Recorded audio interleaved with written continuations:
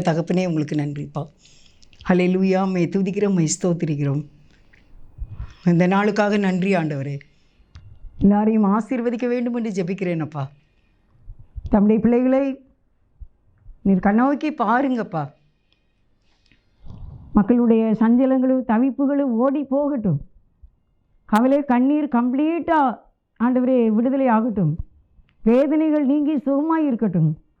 இந்த சுகர் ப்ரெஷர்னால் நிறைய பேர் கஷ்டப்படுறாங்கப்பா. வாத நோயினால் கஷ்டப்படுறாங்க இயேசப்பா. அப்படிப்பட்ட மக்களுக்கு நீங்கள் விடுதலையை கொடுங்க தகப்பனே. நோய்வாய்ப்பட்ட ஒவ்வொரு மக்களுக்கு நீங்கள் இரக்கம் காட்டுங்க இயேசப்பா. அற்புதங்களை செய்யுங்க தகப்பனே, அதிசயங்களை செய்யுங்கப்பா. பயப்படாதேன்னு சொல்லிடுங்கப்பா. நன்றிப்பா. நிச்சயமாகவே முடி உண்டு, உன் நம்பிக்கை வீண் போகாது என்று வேதம் சொல்லுகிறபடியே உங்களுடைய பிள்ளைகளாகி எங்களுக்கு நீர் ஆசீர்வாதத்தை கட்டளையிட வேண்டும்ப்பா. உங்களை தாழ்த்தி ஜெபிக்கிறோம். அடிமையை மறைத்து நீங்கள் பேச வேண்டும். கெஞ்சி மண்டாடி வேண்டிக் கொள்கிறேன். ஆவியானவர் தம்முடைய பிள்ளைகளுக்கு ஏற்ற வார்த்தையை தந்து அவர்களை ஆசீர்வதித்து வழி நடத்த வேண்டும், பாதுகாத்து கொள்ள வேண்டுமாப்பா. நன்றிப்பா. சேசுமாக எக்ஸாம் எழுதி கொண்டிருக்கிற பிள்ளைகளுக்கு ரிசல்ட்டுக்கு காத்திருக்கிறாங்க. நல்ல ரிசல்ட்டு வர கிருபை செய்யுங்கப்பா. எல்லா மக்களுக்கும் நல்ல ஜாப்பு கிடைக்க கிருபை செய்யுங்க. ஆசீர்வதிங்கப்பா. நன்றி ஆண்டவரே, ஸ்தோத்திரம். கடன் தொல்லையிலிருந்து ஒரு விடுதலையை கொடுத்துருங்கப்பா. கண்ணீரை துடைத்து கரங்களை பிடித்து வழி நடத்துங்க ஏசப்பா. ஸ்தோத்திரப்பா. இயேசுவின் நாமத்தில் வேண்டிக் கொள்கின்றேன், ஜீவன் உள்ள நல்ல பிதாவே, ஆமென். தேவன் உங்களை ஆசீர்வதிப்பார். இந்த நாளில் வார்த்தையில் மகிழ்ச்சி இருக்குது அப்படின்ட்டு உங்களுக்கு செய்தியை தலைப்பாக கொடுக்கின்றேன். கர்த்தருடைய வார்த்தையில் மகிழ்ச்சி இருக்குது. அதனால் செய்தியின் தலைப்பு வார்த்தையில் மகிழ்ச்சி. அதாவது வசனம் 119 சங்கீதம் 162 வசனம். மிகுந்த கொள்ளை உடைமையை கண்டுபிடிக்கிறவன் மகிழுகிறது போல நான் உமது வசனத்தின் பேரில் உம்முடைய வார்த்தையின் பேரில் மகிழுகிறேன் அப்படின்னு சொல்லி தாவீது ராஜா சொல்லுகின்றார். மிகுந்த கொள்ளை உடைமையை கண்டுபிடிக்கிறவன் மகிழுகிறது போல நான் உமது வார்த்தையில் மகிழ்கிறேன். அருமையானவர்களே, நான் எதில் மகிழ்ச்சியாக இருக்கிறேன் அப்படின்னு தாவீது ராஜா சொல்கிறாரு, உங்களுடைய வசனத்தில் தான். நேற்று கூட நான் ஒரு யூடியூப்பில் ஒன்று பார்த்தேன். அவங்க ஒருத்தங்க பேசிகிட்டு இருந்தாங்க. அவங்க என்ன சொன்னாங்க அப்படின்னா, வேதாகமம் பைபிள் ஒரு கடல். அந்த கடலுக்குள்ளே நீதான் மூழ்கி முத்தை எடுக்க வேண்டும். பைபிள் ஒரு சமுத்திரம். அது எத்தனை ஆண்டுகள் வாசித்தாலும் ஒவ்வொரு நாட்களுக்கும் அது ஒரு புதுமையான பதிலை தான் கொடுக்கும், புதுமையான அர்த்தங்களை கொடுக்கக்கூடியதாக இருக்கும். ஏனென்றால் அது பரிசுத்த ஆவியினாலே எழுதப்பட்டது. நீங்கள் யாராக இருந்தாலும் சரி, வேதத்தை மட்டும் நீங்கள் அற்பமாக நினைக்கவே நினைக்காதீங்க. நீங்கள் வேதத்தை சுமந்தால் அது உங்களை சுமக்கும். நம்ம இந்த பூமியில் வாழ்வதற்கு ஏற்ற சிறந்த மருந்தே பைபிள் தான். அதனால தான் அதுக்கெல்லாம் சீகன் பால் என்பவங்க வெளிநாட்டிலிருந்து அப்படி கஷ்டப்பட்டு கடைசி மகன் அந்த தாய்க்கு அவங்க அம்மா உயிர் போகும்போது தன்னுடைய மகன் கையிலே அவர்களுடைய வேதாகமத்தை தான் கொடுத்தார்களாம். இதான் நான் உனக்கு வைத்து விட்டு போகிற சொத்து என்று ஒரு பைபிளை அவங்க அம்மா தன்னுடைய மகன் சீக்கன் பால் தரங்கம்பாடியில் இருக்கிறது. நாகப்பட்டினம் தாண்டி வேளாங்கண்ணிக்கு அடுத்தாக்கில் தரங்கம்பாடி என்ற ஒரு ஊரில் கடல் அதாவது கப்பல் நிற்கக்கூடிய அளவுக்கு, தரையிலிருந்து கப்பல் நிற்கக்கூடிய அளவுக்கு அப்படிப்பட்ட ஒரு ஆழமான கடல் அந்த தரங்கம்பாடி கடல். அந்த கப்பலே அவர் இறங்கியிருந்தார். அந்த காலத்தில் வெள்ளையர்கள் ஆட்சி செய்த காலம் நம்முடைய இந்தியாவில். அதனால் அந்த தரங்கம்பாடியில் இருந்த அரசன் துரை, அவர் இவனும் வெள்ளைக்காரன், இவனும் ஆட்சியை பிடித்து கொள்வான், நம்ம இதாகிடுவோம் அப்படின்ட்டு அவர் அந்த கடலில் விட்டு இறங்கி 3 நாள் அந்த சுடு மணலில் இரவும் பகலும், இரவெல்லாம் பனி, பகலெல்லாம் வெயில், கால் கீழே நிற்க முடியாது பயங்கரமான சுடு மணலில் 3 நாள் அவர் அந்த கப்பலிருந்து இறங்கின ஆடையோடு 3 நாள் நிற்க வைத்தான். அந்த நாட்களில் அதை ஆண்டு கொண்டிருந்த நம்முடைய தமிழ்நாட்டை ஆண்டு கொண்டிருந்த துரை. ஆனாலும் அவர் சளைக்காமல் தன்னுடைய தாய் கையிலே கொடுத்த அந்த பைபிளை இந்த இந்தியாவிலே தமிழிலே அச்சிட வேண்டும் என்று வந்து அவர் அநேக கஷ்டங்கள் பட்டு தமிழிலே அச்சக கருவியை கொண்டு வந்து தரங்கம்பாடியிலே அவர் தமிழிலே மொழிபெயர்த்தார். 36 வயதிலே அவர் இறந்து விட்டார். நாங்கள் பெயர்க்க தரங்கம்பாடியை நாங்கள் பார்க்க போனோம். அவரை அடைத்து வைத்திருந்த அந்த ஜெயிலை பார்த்தோம். அவங்க வாழ்ந்த இடத்த பார்த்தோம். கடல் வந்து அந்த தரங்கம்பாடியில் அந்த கடல் அவ்வளவு ஆழமானது. அதனால் அந்த கப்பல் வந்து அங்கே நின்றுருக்கு, இறங்கி ஷார்ட்டாக வர்ற மாதிரி. அரண்மனைக்கு பக்கத்திலே தான் கடலும் இருக்குது.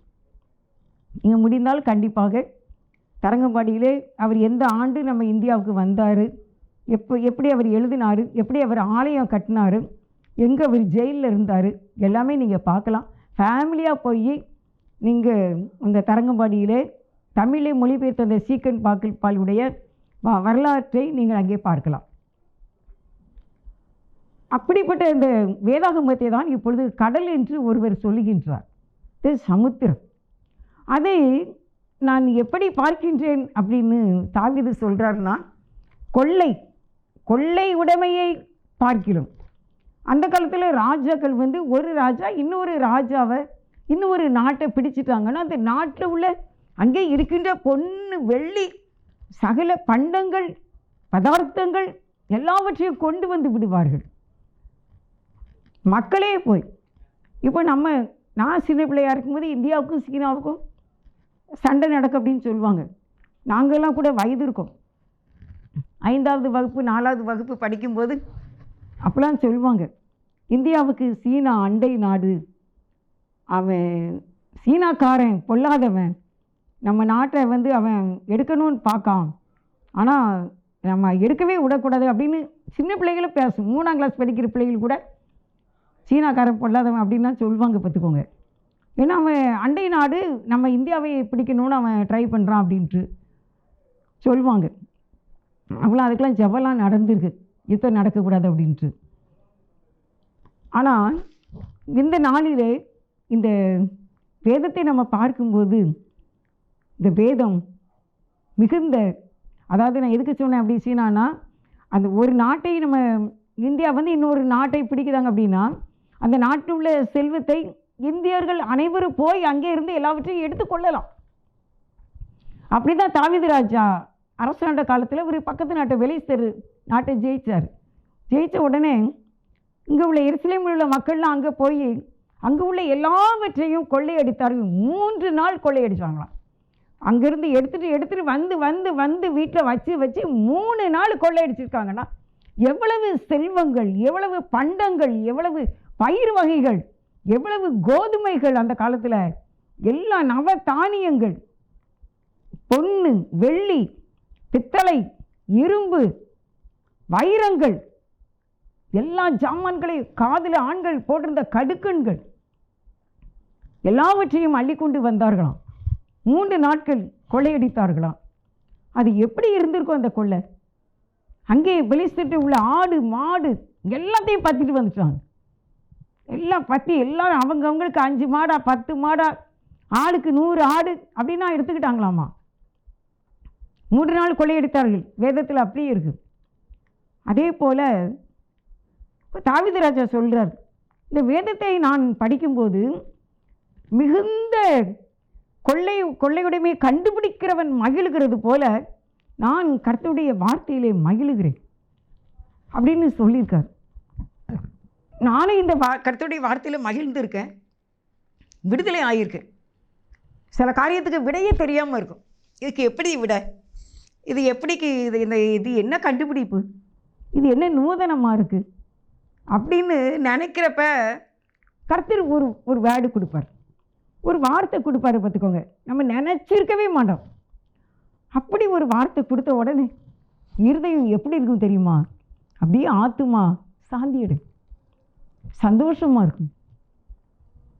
நம்ம அம்மா அப்பா நம்ம எவ்வளோ ஆறுதல் படுத்திருப்பாங்க, எப்படி நமக்கு பண்டம் வாங்கி தந்திருப்பாங்க, எப்படி ட்ரெஸ் வாங்கி நம்மளை அழகு பார்ப்பாங்க. இப்போ நம்ம பிள்ளைகளை பார்க்குறோம்ல, நம்ம அவங்களுடைய பிள்ளைங்களை அவங்க நல்லா ஜோடிப்பாங்க, ஜோடித்து முன்ன விட்டு கூட்டிகிட்டு போவாங்க.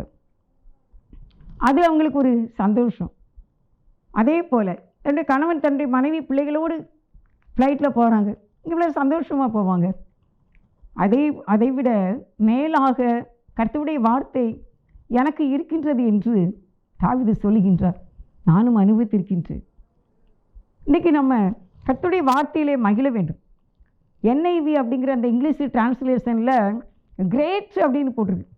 கிரேட்னா அது சொல்லவே முடியாது. கிரேட் அது இங்கிலீஷ் நல்லா படித்தவங்களுக்குன்னா அதை நல்லா சொல்லுவாங்க. கர்த்தருடைய வார்த்தை எனக்கு ரொம்ப கிரேட்டாக இருக்குது அப்படின்னு. இந்த ஜட்ஜு கூட விடுதலை ஆர்டர் சொல்லும்போது கிரேட் சொல்லி தான் விடுதலை சொல்கிறார். கிரேட்னா அது அவ்வளோ பெரியது. அப்படி இருக்குது. 119ஆம் சங்கீதம் 62வது வசனத்தை பார்க்கும்போது அதில் என்ன இருக்குது அப்படின்னா, உமது நீதியான நியாய தீர்ப்புகளின் நிமித்தம் உம்மை துதிக்கும்படி பாதி ராத்திரியில் எழுந்திருப்பேன். உமது நீதியான அந்த நியாய தீர்ப்புகளின் நிமித்தம் உம்மை துதிக்கும்படிக்கு நீர் எனக்காக யுத்தம் பண்ணினீங்க. நான் சத்துருக்கள் கையிலே நான் அகப்பட பார்த்தேன்.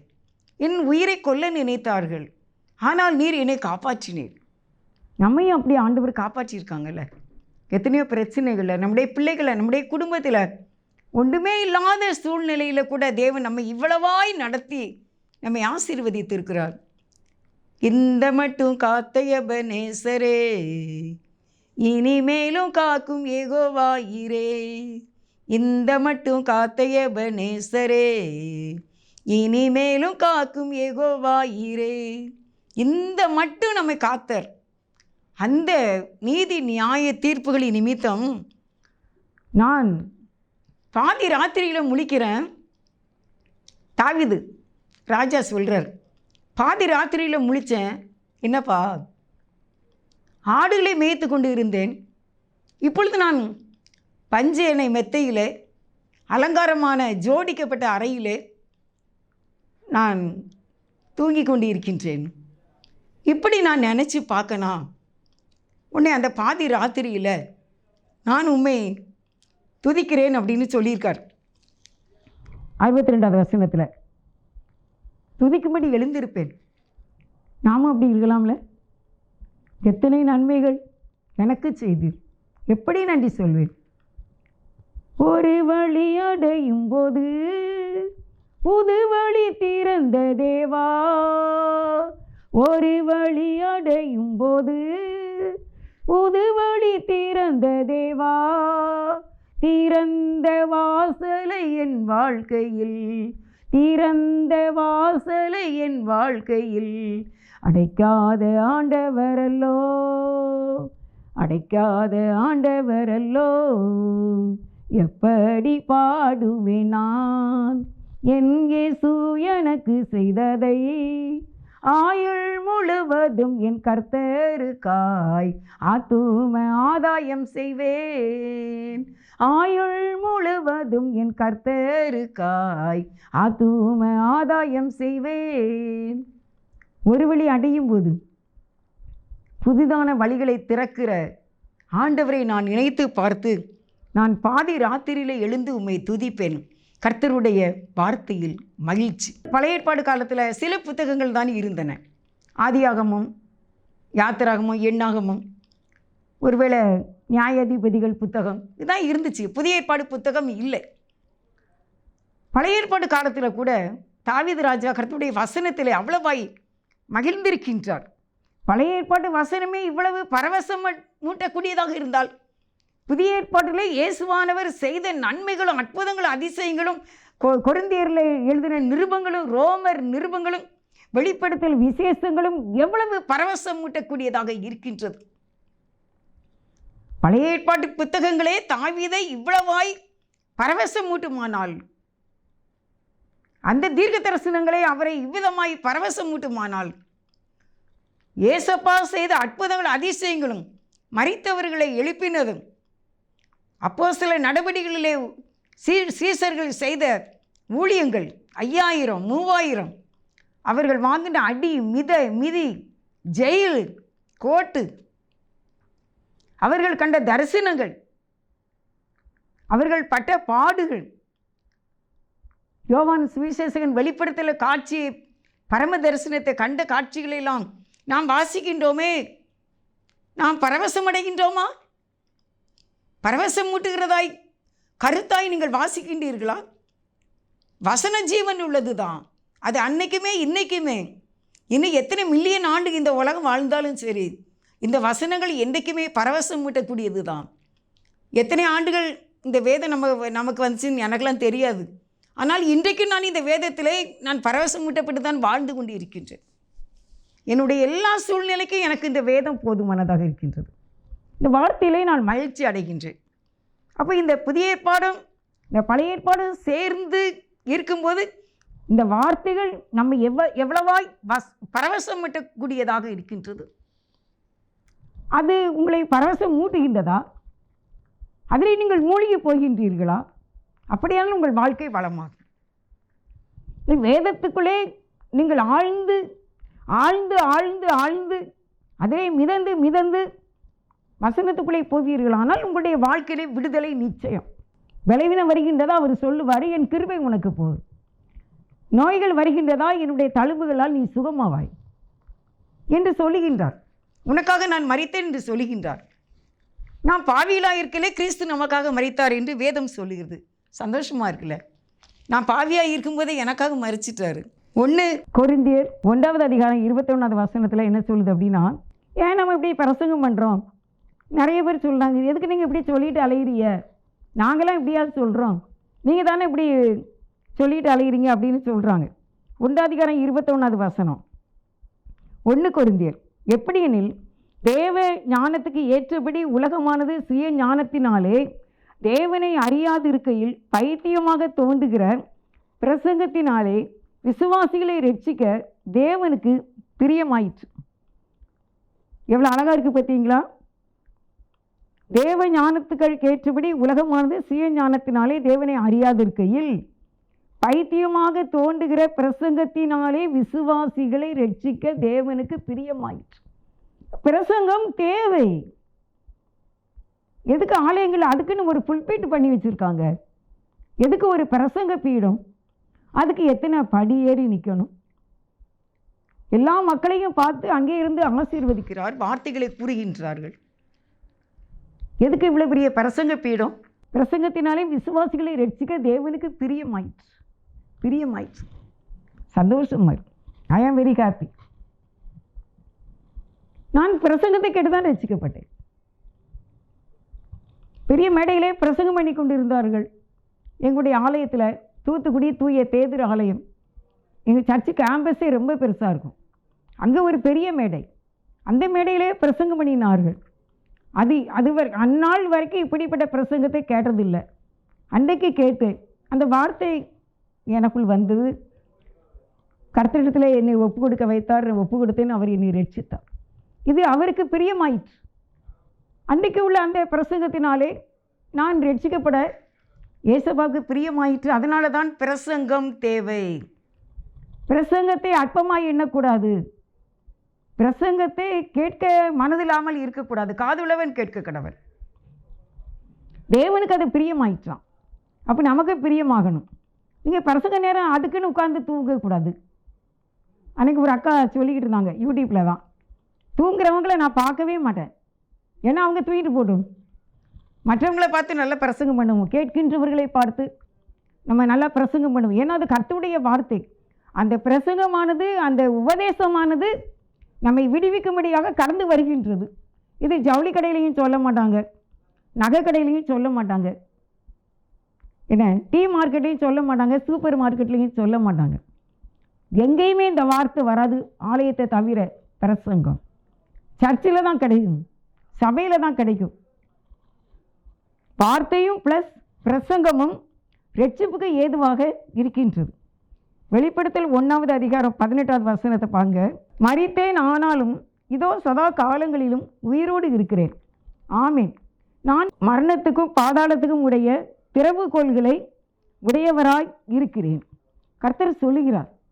அருமையானவர்களே, மரித்தேன், ஆனாலும் இதோ சதா காலங்களிலும் உயிரோடு இருக்கிறேன் என்ற வார்த்தை சில வருடங்களுக்கு முன்பாக காலையில் கர்த்தருடைய பெரிதான கிருபையினால் நான் காலையில் விழிக்கும் போதே இந்த வார்த்தையை பார்த்தவளாக விழித்தேன். அப்படி எவ்வளோ அழகா இதே மாதிரி 2 லைனில் இருந்துச்சு. மரித்தேன் ஆனாலும் இதோ சதா காலங்களிலும் உயிரோடு இருக்குது. ஏசப்பா நீங்கள் உயிரோடு இருக்கீங்களே, எனக்கு அது போதும். ஏன்னா என்னை பெற்ற தகப்பன், இன்றைய தாய் அதிக பாசமாக வளர்த்தார்கள். நான் நினைப்பேன், இந்த உலகத்திலேயே எங்கள் ஐயா மாதிரி எந்த ஐயாவும் இருக்க மாட்டாங்கன்னு தான் நான் நினச்சேன். ஏன்னா என் தகப்பனார், எங்கள் அப்பாவுடைய பாசம் விலையேற பெற்றதாக இருந்துச்சு.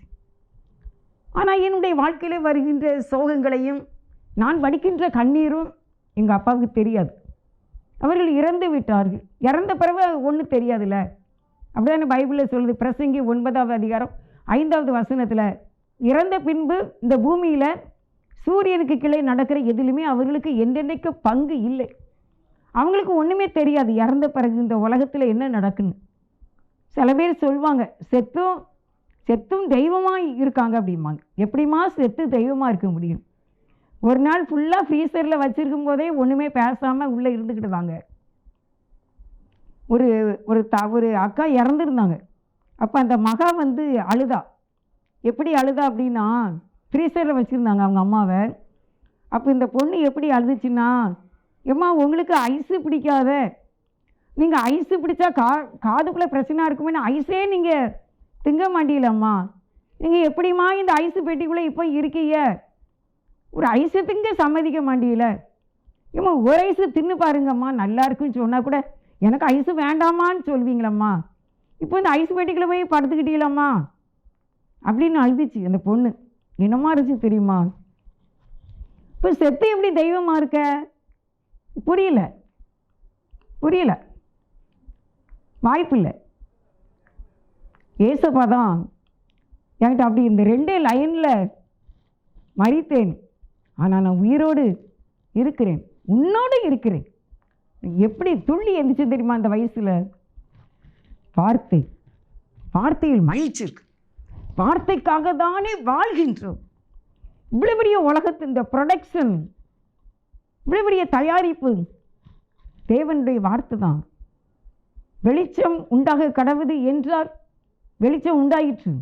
அந்த வெளிச்சம் சூரியன், அது ஒரு நெருப்பு கோலம், அது நெருப்பாகவே கொதித்து கொண்டு இருக்கின்றது, அது தன்னுடைய இடத்திலே சுற்றி கொண்டு இருக்கின்றது. வார்த்தை இன்றைக்கு உங்களுக்கு கர்த்தருடைய வார்த்தை வருகின்றது. பிரசங்கத்தை கேட்க வேண்டும்.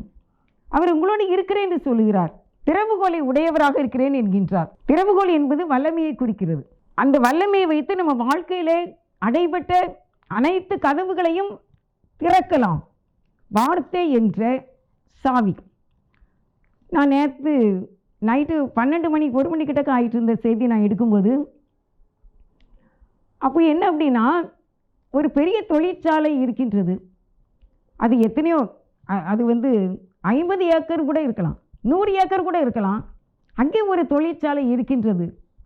ஆனாலும் அதுக்கு ஒரு கேட்டு உண்டு, அதுக்கு ஒரு பூட்டு உண்டு. அது எவ்வளோ பெரிய தொழிற்சாலையாக 10 ஏக்கரில் உள்ள இடமாக இருந்தாலும் 10 ஏக்கர் சாவியாக இருக்குது? இல்லை, இவ்வளோ நீள சாவி தான், இடுப்பில் சொருவக்கூடிய சாவி தான், இல்லைன்னா ஒரு மணி பர்ஸில் போடக்கூடிய சாவி தான். அவ்வளவு சிறியது.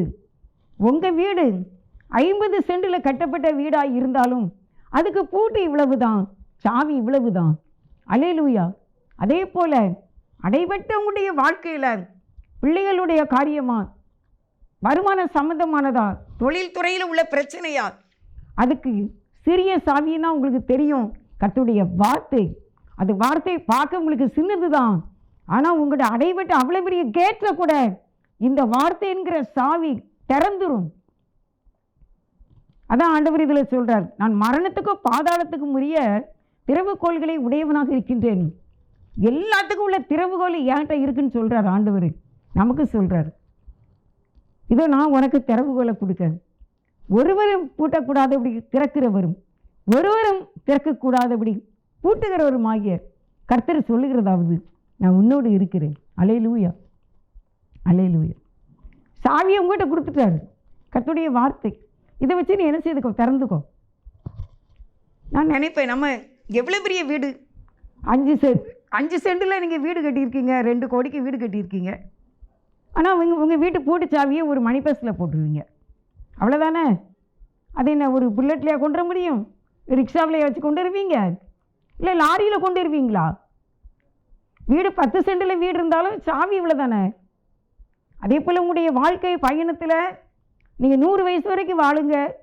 100 வயசு வரைக்கும் வாழுகிற உங்களுடைய வாழ்க்கையில் கதவுகள் அடைபடும் போது, திறக்கப்படாத சிச்சுவேஷன் வரும்போது கர்த்தருடைய வார்த்தையினாலே திறந்து விடலாம். அல்லேலூயா. வார்த்தையில் மகிழ்ச்சியாய் இருக்க வேண்டும். ஒரு கப்பலுக்கு ஒரு பூட்டு, அதுக்கு ஒரு சாவி சிறியது தான்.